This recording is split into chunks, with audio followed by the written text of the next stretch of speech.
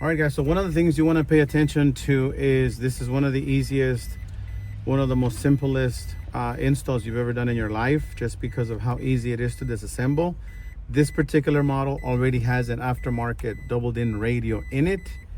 Removing the factory radio is no different. So pretend that this is the factory radio.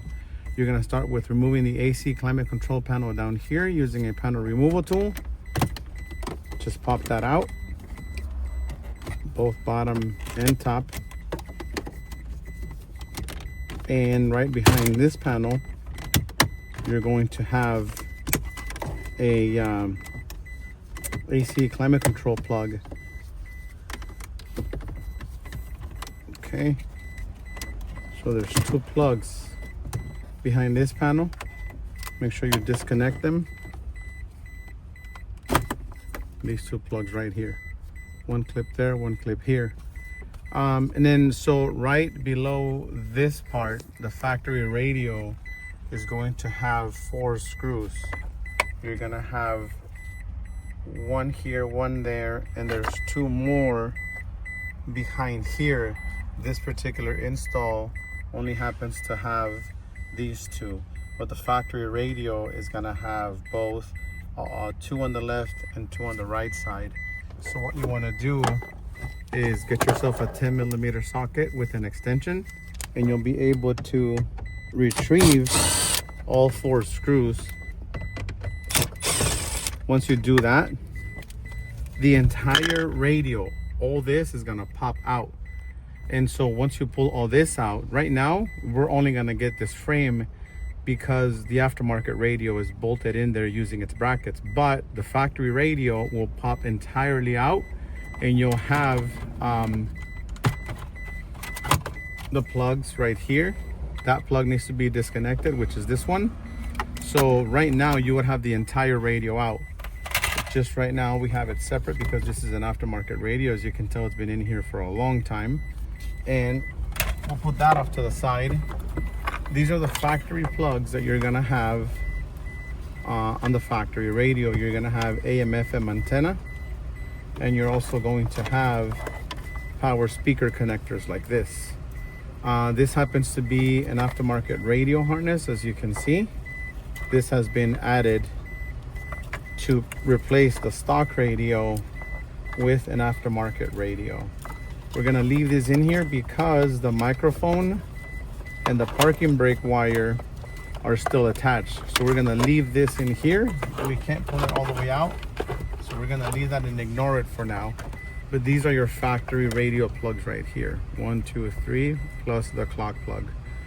And this happens to be a previously installed USB extension cable that we're not gonna be using in our application. This was just here previously. And here is our AM/FM antenna plug. All right, so let's proceed with installing the new radio. Just turn the ignition on and you'll see the radio boot up for the first time.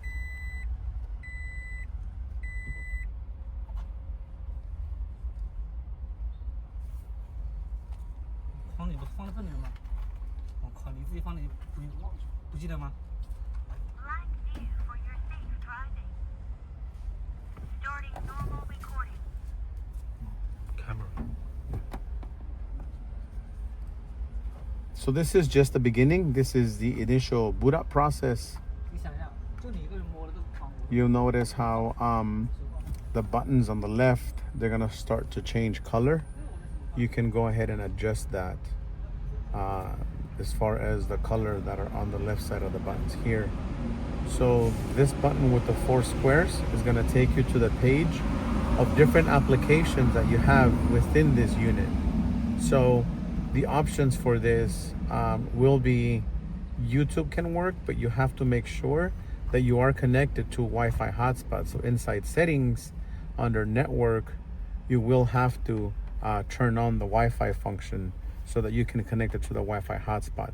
That's what's gonna get you all of your features and functions like the Google Play Store, Google Maps, Chrome, YouTube, Netflix. So that's what's going to get you all those applications to work. But remember, you need an internet connection. Keep in mind that if you enable the internet connection, you're going to disable CarPlay. So it's either CarPlay or internet, not both at the same time. You can use both, but one instead of the other. So one at a time, not both at the same time.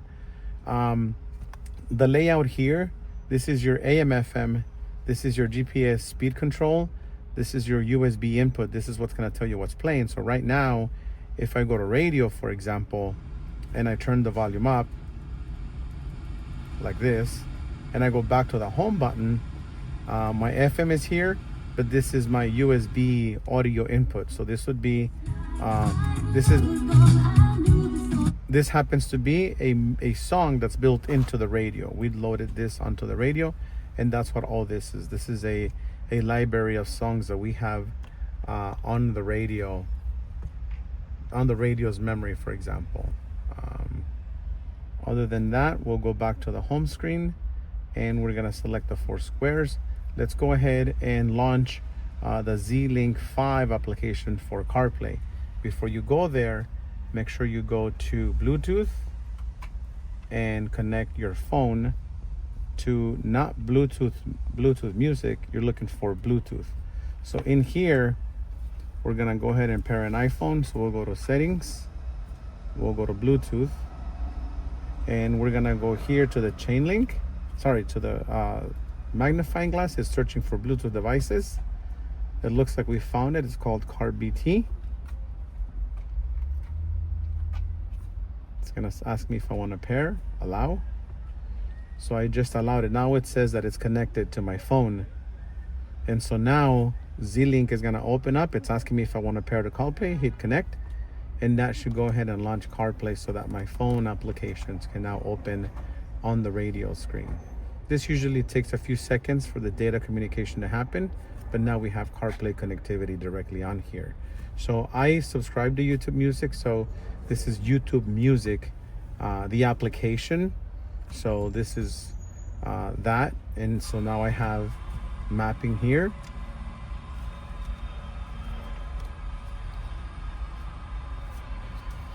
And so notice how my map just went from night to day. I'm gonna put my phone down and I'll show you what I mean by that. So when you turn on your headlights, it's gonna go to night mode. I just turned on the headlights, it's gonna switch to night mode. If I go ahead and turn the lights off, then it's gonna go to day mode. And that is controlled also, that also controls the lights on these buttons. So right now they're not lit up. Let me decline that call. So I'm gonna put my hand here, you'll see, now the buttons are lit, okay? So this is CarPlay. And you know, if you have any additional questions, we're here to help. The applications that are down here, you can customize them. For example, if you don't want Spotify on the home screen, press and hold it, and it's gonna open up a list of applications that you can, for example, if I wanted CarPlay to be one of those applications, I would select Z-Link 5. Now my CarPlay application is directly on my home screen. That way I don't have to go into the 4 buttons and have to look for CarPlay this way. I can just put it on my home screen and I'll be able to launch it directly off of there. So this is CarPlay in all of its glory, and everything CarPlay has the ability to do. Okay.